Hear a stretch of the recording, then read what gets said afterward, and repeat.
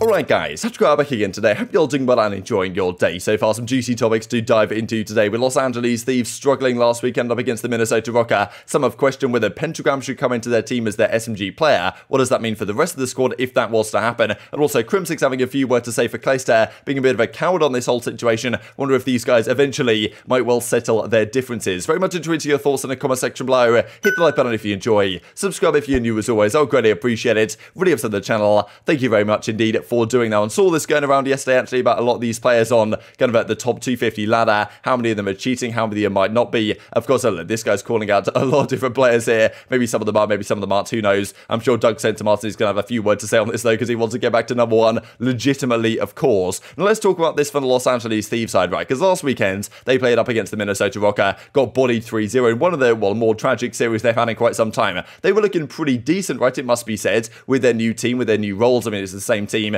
but new roles going into the Prime Classic. They made the Grand Finals before losing to the New York Southerners, of course. And Los Angeles Thieves had a decent run there. Of course, they beat Optic in the round before. That team had a substitute. They beat Boston in the first round. Their group turned out to be pretty difficult, of course, but they did lose to New York in the groups as well. They beat a London team that had just brought in a sub, and then they beat a Team War squad that wasn't really up to the task. So, like, Los Angeles Thieves run definitely deserves some credit, but it wasn't exactly spectacular. They go in and beat London again, right in this kind of dysfunctional spot that they seem to find themselves in right now in their first game, and then get bodied out by the Minnesota Rokkr. So in a series where pretty much all the players looked pretty lost at times, like Kenny had a 0.7, that was really one of the main talking points. Now Pentagram right here, of course, is the substitute for Los Angeles Thieves. The question has been, is he just here to, well, have his name on the paper, right? Because they need a substitute, like you're mandated to have a sub signed to the team, and you might not necessarily want to sign your coach, because if someone actually gets unwell and Jacob has to sub in, that might not be ideal. So they want this guy for a reason, but at the same time, this guy, a pretty well-known, decent SMG player, like, well, of course, we've seen so far this season, many other substitutes have made some moves, as the Parasite says here in the replies. Like, there's been a lot of situations, even as Pentagram says, substitutes prove their worth. With Optic, we've seen the situation, Proluk comes in, General comes in, they make some impact, Spart comes into Los Angeles Guerrillas, even the New York Subliners, for example, they made a change, Kismet came in or whatever, like on relatively short notice, and they turned their fortunes around very drastically indeed. So Pentagram's probably thinking, look, do the same thing for me to the Los Angeles Thieves starting lineup. I'm a substitute player, I'm an SMG player that wants to run that role, that's what this team needs, why not give it a go? And especially when Kenny's dropping like a 0.7 in some of these series with the SMG, and even in that series he played, he wasn't even using the SMG all that much, right? He pulled out the AR on some maps, which made people argue, made people think, okay, hang on a second here, right? Like, why are, why are they playing all these AR maps when the whole idea is to have Kenny on the SMG? Because maybe he's actually not that comfortable or convinced that this can actually work out, right? And if that is the case, what do you do with the squad? So Parasite reckons that actually what you might want to do here is well, change the team around and bring Pentagram into the team as one of the SMGs alongside Kenny. If that is the case, what does that mean for the rest of the squad? I don't know, man. Wait. Are you talking about the Thieves playing sub maps? Yeah, they need to play bro, sub maps. I'm bro, tired I get it. You want map. to see Kenny run an L sub. I know you want to see Kenny run sub, but there's a reason they're picking the AR maps, bro. Like, they gotta be scrimming, and with Drazah Kenny might as well go back to the sub. Bro, I said this on the flank today, bro. I don't know if this keeps going south. Like, can we try Pentagram? I'm not saying outright drop somebody. Give this guy a shot, bro. You signed him for a reason, and he's an actual sub player that wants to play the sub role. Not Pentagram, I'm right here, baby. What are you talking about? But you get the point. I'm kidding. Like, you're part of the organization. Am I wrong? Kenny doesn't want to play the sub. He just is going to. Like, something that you're forgetting. He has to. So of course they're going to keep the same team for now. I'm sure their Grand Finals appearance at the Prime gave them some hope that this team can work. But as I was kind of saying the other day, when you're getting 3-0 by Minnesota Rokkr in that fashion, that is not really a sign, in my opinion, of a team that has championship caliber potential, has the potential to win championships, at least on a consistent basis, and make top 4s and stuff like that. Of course, they should be in that boat. They certainly have the talent to do that. But is this team with their present roles actually going to be able to do so if Kenny's going to drop the occasional 0.7 on the SMG role? So the question has been, okay, if you do bring Pentagram into the team, what do you do with the rest of the squad? The problem is, if you do that, like, you've got to make some serious changes to the rest of the team, and like the roles are going to have to change again. Someone's of course got to go from the team. Like, a rumor might have it, okay, let's say you bring Pentagram in, you might bring him in alongside Envoy, therefore Kenny goes back to one of the AR roles. Is it therefore Kenny and Octane, or do you drop Octane and put Kenny on the main AR and keep Drazah on the flex, or do you put Drazah on the bench, which is probably what would happen in this particular situation, and then Kenny and Octane go back to the ARs? But if you are going to do that, that's quite a significant change. It's going to take a fair amount of time to adapt to, so they probably just have to hope that this works out for them, because if it doesn't, like, well, let's say stage 3 goes pretty poorly again, like, they're going to have to do something before stage 4 and just hope that they can figure it out, because if they can't, they might well be chalked. And just to look at their matches this upcoming week, actually, so of course, well, Kenny and Co, they're up against the Seattle Surge. Seattle are good on the SMG front. I mean, they've got, you know, Pred, Mack. Not going to be an easy time for your SMGs in that series in general, so they play the Seattle Surge next week in their bounce again. Then the week after that, they play up against the Boston Breach and then Optic in their final game. So 2 far from easy games, I believe. Of course, there's no real easy games in this league, but yeah, Los Angeles Thieves certainly have to think about this one, and if the rest of this stage doesn't go well for them, because now they're kind of on the back foot after that 3-0 defeat to the Minnesota Rokkr, then they really will have to think about what they do ahead of stage 4 in the World Championship, because if this team doesn't prove this stage to be, you know, potential to win championships, then, well, of course, that's what they want to do for the rest of the year, right? And this team is certainly designed to do exactly that when the year began. Let's talk about the whole New York situation then. So I thought this is kind of funny, actually, just real quick, as Asim says, he did a video talking about the subliner situation, or the match that they played with the subliners last weekend, and yeah, of course, Clayster's in the thumbnail for some reason, despite not even being on their team, and Asim says, you know, it is what it is, I don't control that, and Clay maybe wasn't too happy about it, right? So of course, the Crim versus Clay thing was happening the other day. Here are the two guys right here, and without Clayster on the team and without Neptune as well, the team has obviously massively turned a corner, and they're really excited, I imagine, about the future of the team. And the whole Crimsix versus Clayster stuff was kicking off once again a few days ago, as it seems to at, well, some point every single year. Now, Crim had a few words to say here, and of course, I think the main discussion was kind of, you know, for the Call of Duty community, at least at the end of the discussion, was like, okay, kind of sadness in a way between these two, like, legends of Call of Duty, to the fact that they're, like, still not getting on, or still having a hard time, well, kind of against each other. And this season obviously wasn't ideal, but Crim reckoned this season that, and of course, Clayster disagreed to a degree. He reckoned that Crimsix was seriously a part of the issue as to why the team failed, but Crim had a different opinion, and he said, look, it was actually Clayster that was the first one to suggest a 2-man change. He came to the team, he came to Crimsix to say, like, look, we wanted to make a 2-man change. This is, I guess, during stage 1, and of course that would have meant at the time, like, there's nowhere Hydra is gone, therefore that meant Neptune gone and one of Crimsix and Clayster also gone. Now, Crim didn't necessarily agree at the time with Clayster that had to happen, right? As it turned out, it probably did, but Crim said, and he thought at the time, that Neptune was really the key issue, and they should have just done the Neptune trade, which they did for royalty, but didn't really work out for them, and keep Crim and Clay to see how it goes, despite the fact that they kind of had different philosophies on how they wanted to play the game as a team. But like, you know, Crim's basically saying that, like, look,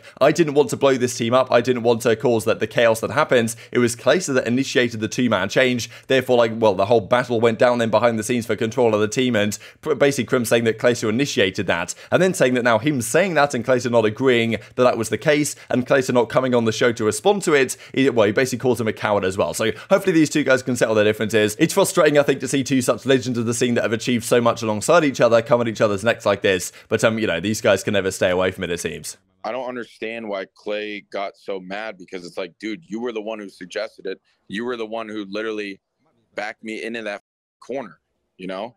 Like, I didn't want to really, dude, I told Clay the first time he brought it up, like, I don't really want to do that. I don't think that's the issue, you know? Like, you felt like you and Clay could still, like, work together. together. Yeah, exactly. I felt like, dude, like, don't give up. Like, that's the one, like, I'd never give up on this. Never give up on, like, the team, right? I'm like, anyways, and then I was backed into that corner, and I guess so was Clay, right? And how it, like, all happened, and I was sitting there like, dude, if I end up getting dropped, like, it is what it is. Right? I'm not, like, we suck so bad, so, but, like, maybe I am the problem, maybe, you know, maybe I'm not. But at the end of the day, like, it has to happen, you know? And I don't know. It just rubs me the wrong way that he's, like, pissed about it. I'm pissed for him for his situation, because I think he does deserve a pro spot, right? But at the end of the day, it's like, dude, something had to give, you know? Right. And you were the one who brought it up in the first place. Yo, Clay, if you don't give a fuck about this conversation and you don't like this quote-unquote narrative that's being discussed, why won't your coward ass get on the show and let's have a discussion? Instead, you want to take this to Twitter? So I kind of hope this drama comes to an end now, to be honest. Like back in March right here, we see Clayster saying this and Crim says this in reply, and then this is when the whole thing went down, and then it's kind of carried on to the present day. And then Crim saying, look, like Clayster never reached out to me, he never wants to kind of like make up and talk about it and whatever. Like maybe look, if Clayster gets a spot on another team, then like, and Clayster will be a happy man, right, to have a spot back in the league. Like he won't maybe feel so hard done by, he'll probably still feel a little bit aggrieved, but that's probably understandable. And then maybe these guys can make up and tell the differences and write a book together or something in the future, or do some sort of podcast together, I don't know. I think they even talked about that at the start of the season, that like Clay and Crim were going to do a podcast together, and that's you know, probably not going to happen anytime soon, but maybe at some point or another, who knows. Definitely intrigued to respect all this stuff though in the comment section below, and kind of where this goes from here, because you know, Crim calling Clay a coward and Clay not wanting to respond, it just seems like absolutely vintage stuff from the Call of Duty scene, but you know, these boys especially. Wanted to mention this, right, because we've been talking about maps the last few days, kind of reminiscing on some good old Call of Duty maps. I thought this is funny here from Morks actually. What I'd do to go back to 2019 and play some gridlock hardpoint runners. Hector says, you know, of all the go back moments you could have done, all the great moments in Call of Duty, like all the great maps, all the great games, you chose gridlock hardpoint. And as Envoy goes, yeah, right, I was thinking Payload. Of course, these guys were teammates back in the day on Gen G. Now, speaking of Black Ops 4, these were the maps. Of course, we're kind of doing the thing of breaking away right now. Choose 2 of these maps from Black Ops 4 to move forward to the bracket. Modern Warfare 2019 and next, we'll look at that here in a second. So yes, not that many maps to me. I think I'm going to go Hacienda and